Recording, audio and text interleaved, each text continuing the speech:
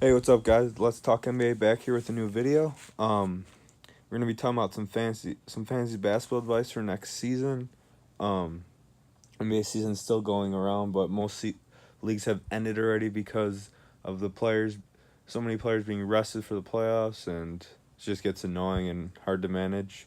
Kind of like NFL, how the last week no one plays. I'm in a hardcore fantasy basketball league. I haven't done too well last 2 years, but I'm looking forward to next season with what I have around my team. I'll give you some advice for your guys' next year teams.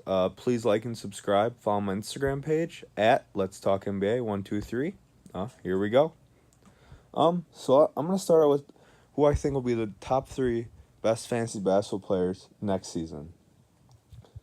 Now, this is just overall how I think, not just there's many different leagues out there how they do their scoring, but just overall what I believe. At number three, I have a split. It's really hard to decide. It's between Jokic and Embiid. Jokic right now averaging 20 points a game, almost 11 rebounds, almost 8 assists. He's having a hell of a year for Denver. Denver on the verge of being the one seed in the West right now. I expect those numbers to go up. His scoring to go up.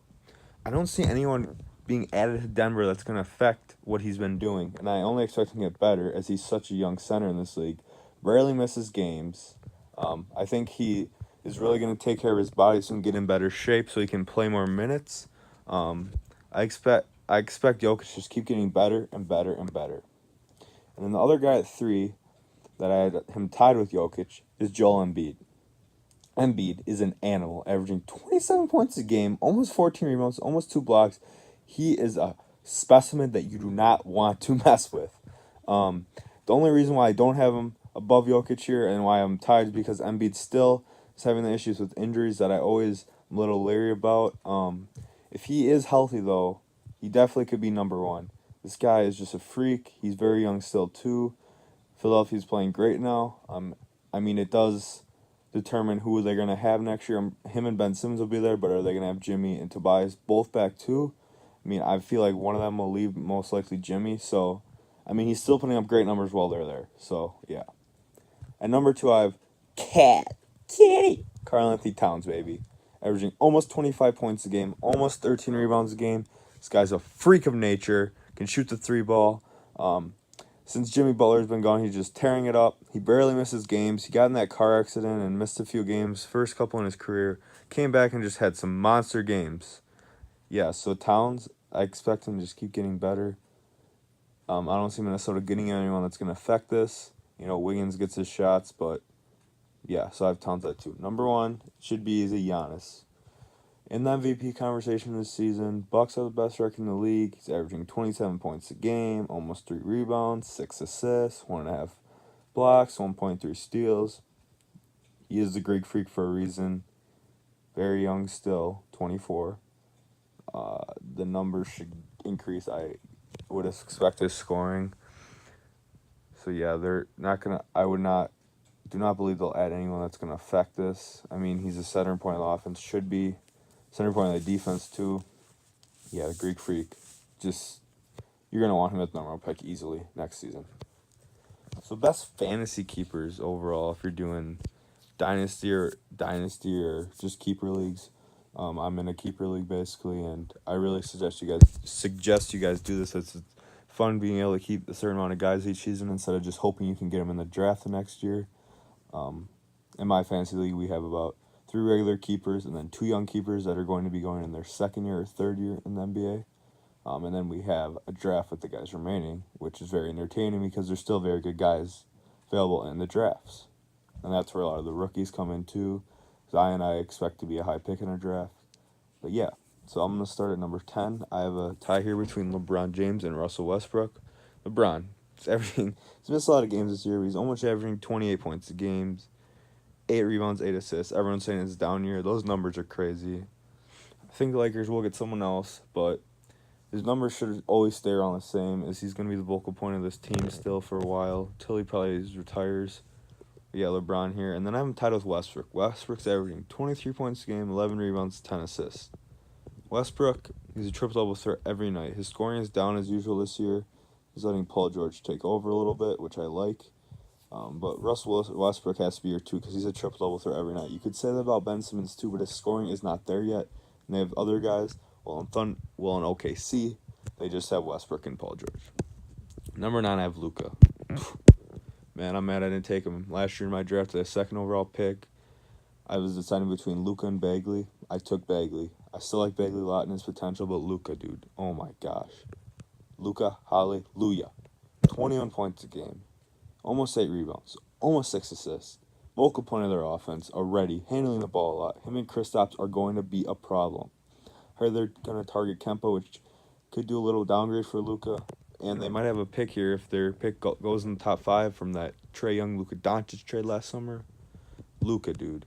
In his rookie season, averaging that much. I do not expect them to go down. Only up. The ceiling is the roof, as you famous guy would say.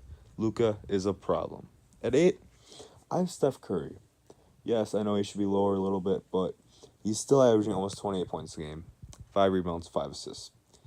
And if a lot of people like their guessing KD leaves, Steph Curry could be up there again for MVP conversation. It would probably just be him and Clay again, reining those points up, and Steph Curry is still doesn't look like he's slowing down anytime soon, and you still have to consider him as a very high keeper for fantasy basketball. Number 7, I have KD, averaging almost 27 points a game, about 6 rebounds, almost 6 assists. The Snake, as you want to call him, whatever. I expect him to lead next year, most likely New York, and I expect his numbers to increase a lot, and I don't think he'll be resting as many games as he has with the Warriors recent years. The guy, he's still one of the best scorers in the league, one of the best players in the league. You have to consider him for sure in fantasy leagues. I don't care if he's getting a little older too. Still in his prime, still a problem. Still going to give you those numbers every game. At 6, Jokic. Already talked about his numbers. Expect him to improve. He's a darling of a player to have. Doesn't miss a lot of games. Hopefully he can get his body in better shape so he plays more minutes. But you have to consider Jokic very high. At 5, I have the fear the beard James Harden. I'm very biased because I'm a Bucks fan from Wisconsin, and I want Giannis to win MVP. Harden is right there with him, and he just keeps going off, and can't be made mad. He's just crazy. Averaging 36 points a game this year, 7.5 assists, 6 rebounds, almost 5 made threes a game. He's a problem in this league. Won MVP last year, could win it this year.